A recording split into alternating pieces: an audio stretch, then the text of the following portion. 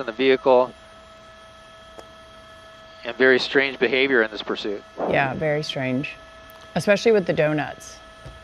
By the way, the way 2 minutes earlier. Glenn and Lou, you're looking at Lincoln Boulevard here, LAPD Pacific Division in pursuit of this vehicle wanted for an assault with a deadly weapon on a city worker who was inside of a black and white patrol car. We're not sure the details on exactly what happened to that worker, but here's the pursuit right now. Slow speed, relatively slow speed here, coming up to an intersection. This is going to be Lincoln and Fiji Way, and the vehicle's going to go continuing westbound or northbound here on Lincoln, and LAPD is just right now following the vehicle. They haven't tried to do a pit maneuver or anything like that. They're hoping the vehicle will just stop, but just about a minute ago, it was doing circles in an intersection at on Lincoln, back about 2 miles back. But again, here's the pursuit. Let me zoom in and see if we can get a look at the driver.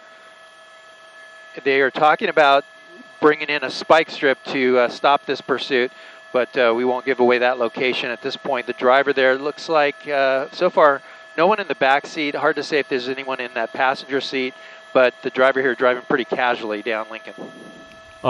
just to get the right directions, he's heading, I believe, in a northbound direction, correct? Yes, it would be, I would say, northbound on Lincoln here and coming up to the Marina Del Rey Expressway. When he has the opportunity to jump on there, but it looks like he's going to bypass that. And Gil, let's clarify and back up a little bit. You said that you heard assault with a deadly weapon on a city worker.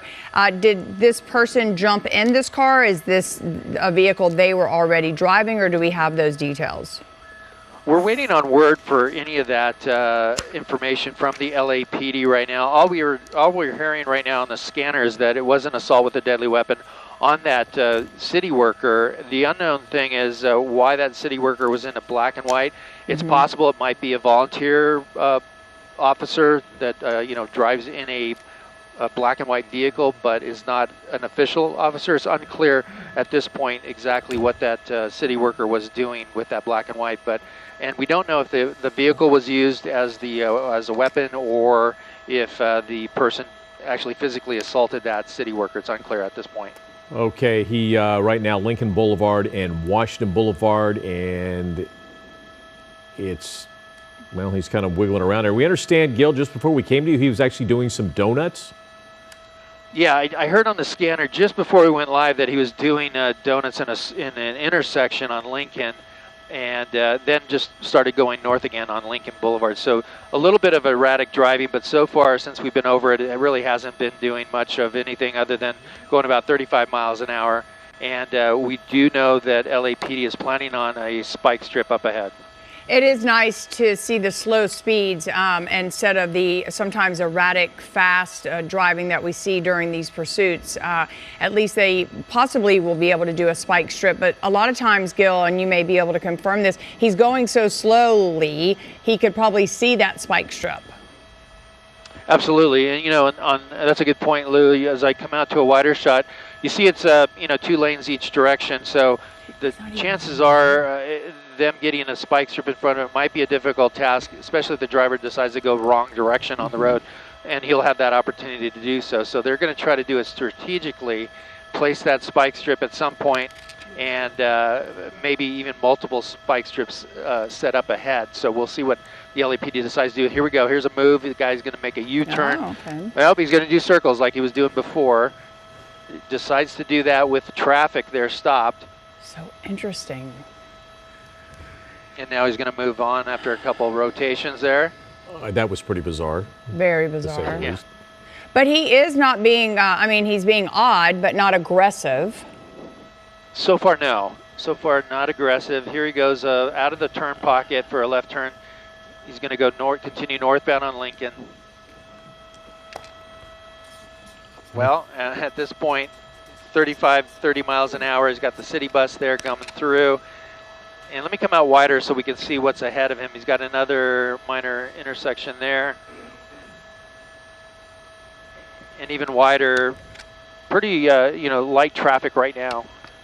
And we're hearing now that the car comes back as stolen. So it's a stolen vehicle as well. All right, if you're just joining us, the LAPD in pursuit of this black car, which we just now learned is stolen. Really not driving real crazy, except for the fact that twice now he has done donuts in the middle of the road. And right now he's on Lincoln Boulevard, kind of in the Venice area. We saw him driving through the Marina del Rey area and heading northbound towards Santa Monica. And we do know that the 10 freeway is up ahead. So if he wants to hop on a freeway, that's going to be an option for him coming up in a few more miles.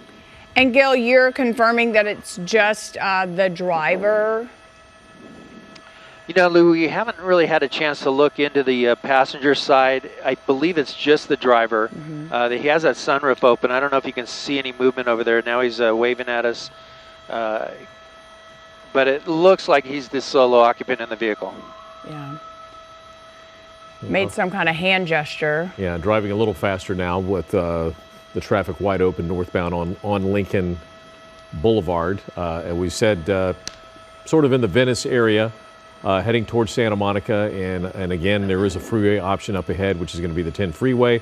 Hopefully he's not able to get on there, as you see the black and white unit from the LAPD in pursuit. And again, other than almost driving normal, you really wouldn't know this was a pursuit unless we were telling you that, except for the fact he's done some donuts in the middle of the road, not once but twice now. And it's interesting, Gil, when we cover these pursuits, just the body language of this particular driver, making a waving gesture at the helicopters and the cameras, but now just casually having his arm out the window, sort of a cat and mouse type of behavior here. Absolutely, looking pretty casual there, comfortable with those donuts. That's very odd, but yeah, certainly not driving at high speeds or anything like that. So he has a very laid-back approach to this in a stolen vehicle after assaulting a city worker.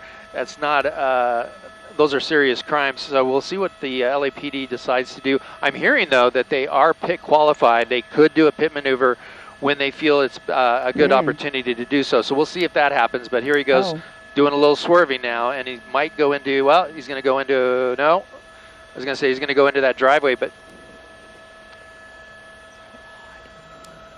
Okay. And we're hearing again that LAPD confirming on the scanner anyways that this suspect actually did assault a city worker who was in a black and white. So we'll try to get the details of exactly what happened there and how that assault happened. But also, he's in a stolen car. So two major offenses there that will send this guy to jail for sure. But now we're seeing, let me see what's going on with the LAPD. They've dropped back quite a distance here, giving him a lot of space to think about what's going on. They pulled back, they dropped.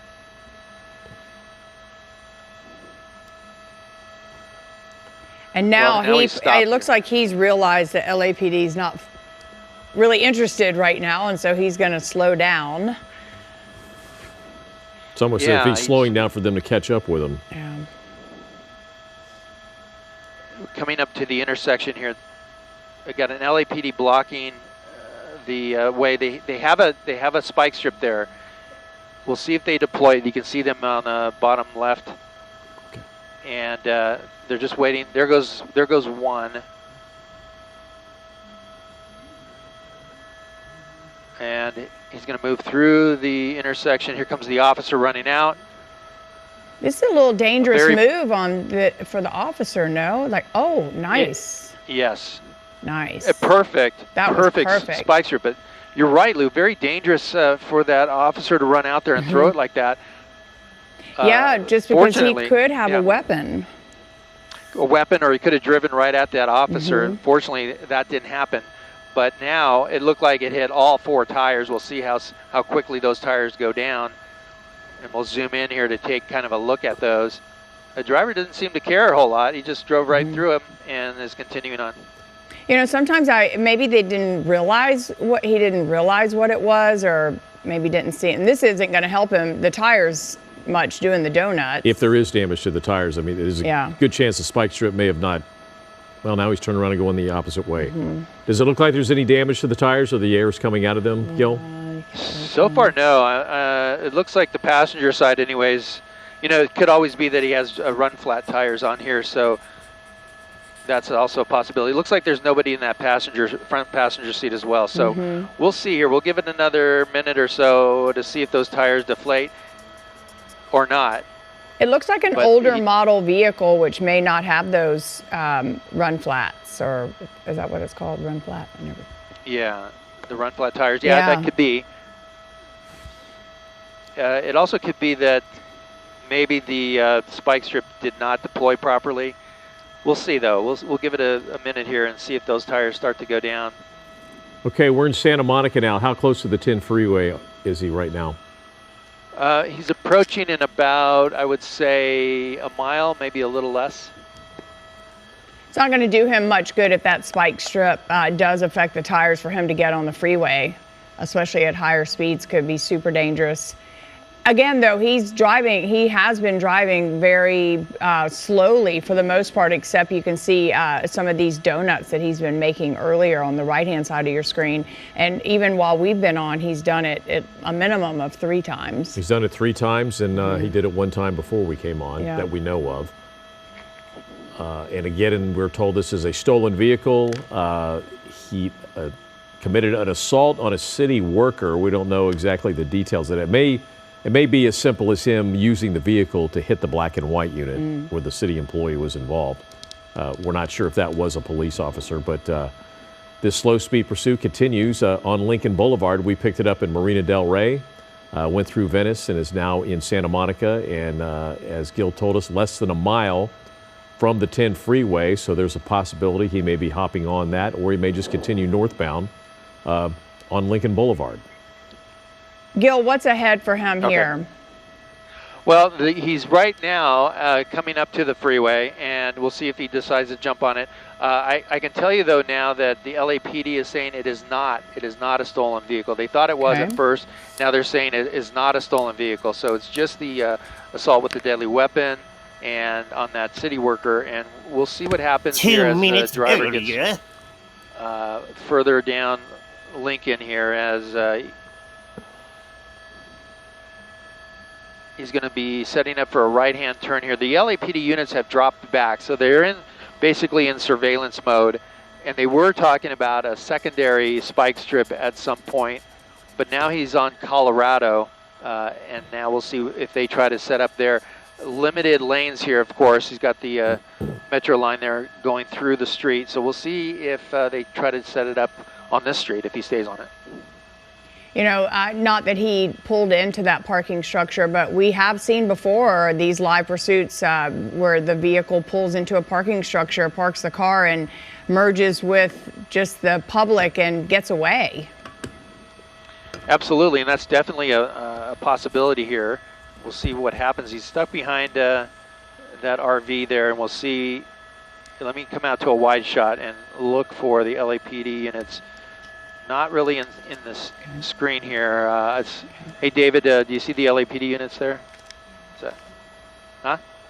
Okay. About 1/8 of a mile back, my pilot, David Viskovich, is telling me, are the units. So we'll see what they decide to do. But again, the driver very casual, not trying to go around, not trying to use the tracks there to get around. But again, the pressure from the units behind is diminished. And Gil, on the right-hand side of your screen, we're showing the spike strip where the officer jumped out into the middle of that intersection and through the spike strip. And the driver did drive completely well. I think he may have straddled it. I'm not so sure that there were any damage to the tires. Really? From that. Okay. Sort of looks like a straddle, but maybe one of the tires got hit. We're showing it. Let me zoom in and okay. The front left tire would be the best option that would have gotten hit. Front left. Okay, that's the front left there. And does it look flat to you guys? It's a little hard for me to tell on my monitor. Okay, so we might have another opportunity here for another spike strip. We'll see what happens. But this is a really good spot for that to happen. And I'll come out to a wider shot to see if that happens here in the next few moments. But So the LAPD airship is talking about the motorhome, talking about the direction of travel here, trying to get units to set up for another spike strip.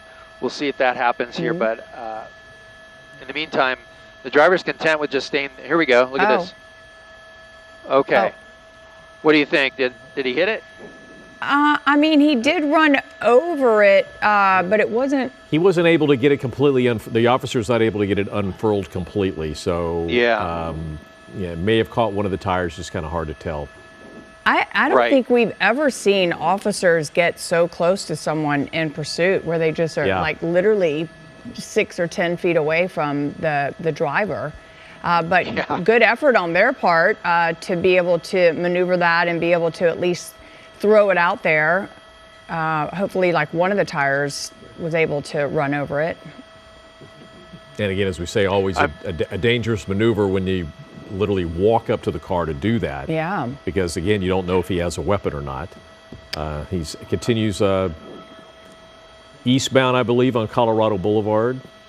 That's correct. I am hearing now that the officer that did deploy that spike strip said that they got a good hit on the left rear tire. So it sounds like they were good. Here he goes into the donuts. Let's do some more donuts. Maybe a U-turn. Well, that's it. Keep doing that because then you're not going anywhere and you're also doing more damage to that tire. So you're saying back driver's side? That's correct, yes. They're saying back driver's side. And it did look like it was going down just before he did that turn. And they might do it again. Here he goes, yep. Front tire for sure. Oh, yeah, he definitely got hit then. And you're right, Lou. You know, very bold of the LAPD officers. They just jump right out there, right next to the car. Fortunately, the driver not trying to hit them. That's good news. But so far now, it looks like the two positive hits there on the spike strip just in the last minute or so. You say the LAPD, who started this pursuit, now that we're in Santa Monica, which is a different jurisdiction, is the Santa Monica PD involved in this at all? I don't see them involved yet. I'm sure they're aware of what's going on. Here we go. He's stopping here. There's got some workers here.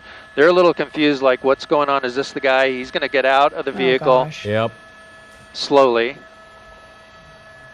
It looks like he might just be giving up. You see the tires are flat, hands are up, and this should be it. 14th in Colorado is where it's ended up here.